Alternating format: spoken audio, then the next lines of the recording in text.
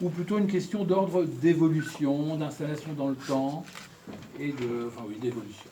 D'évolution, oui, c'est une histoire de regard, mais je crois que je ne suis pas la seule à penser et à agir en ces termes, penser en ces termes et à agir en fonction de cette question de l'inachèvement, alors l'inaboutissement.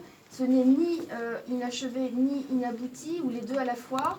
C'est un peu compliqué. Le regard change.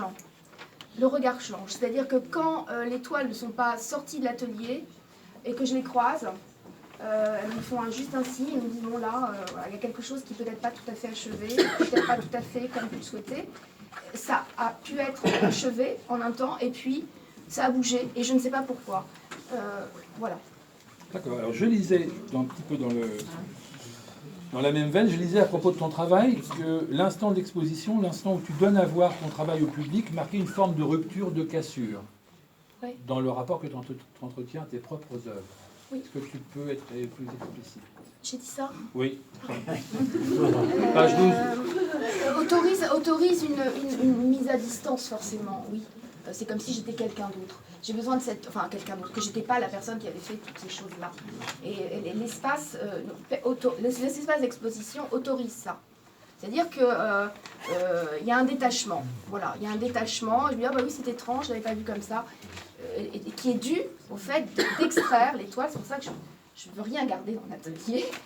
J'ai du mal à garder parce que c'est quelque chose qui est presque mort. Voilà. Et donc, oui, il est nécessaire de montrer pour que je puisse vraiment voir. Ça, je peux témoigner de ce point-là. Il y a à peu près une vingtaine d'œuvres que nous n'avons pas pu accrocher dans ce lieu.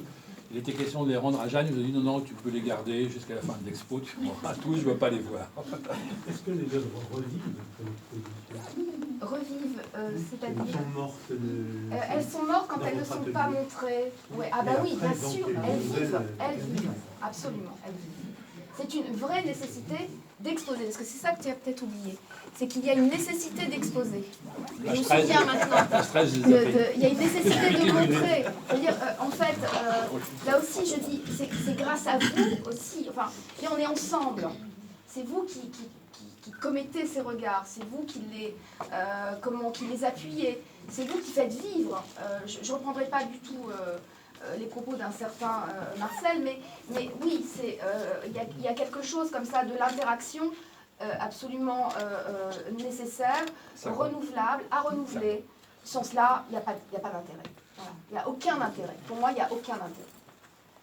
Donc c'est pas regardez ce que j'ai fait, non, c'est juste le prisme avec le monde, il est ce qu'il est. Hein. Il y en a qui utilisent une caméra, d'autres un appareil photo. Moi, c'est la peinture. Donc, il faut rendre compte de cette réalité. C'est une réalité qui est à partager parce qu'elle est parfois douloureuse à porter tout seul. Voilà. C'est un peu ça, mais je suis un petit peu confuse. Non, je sais pas.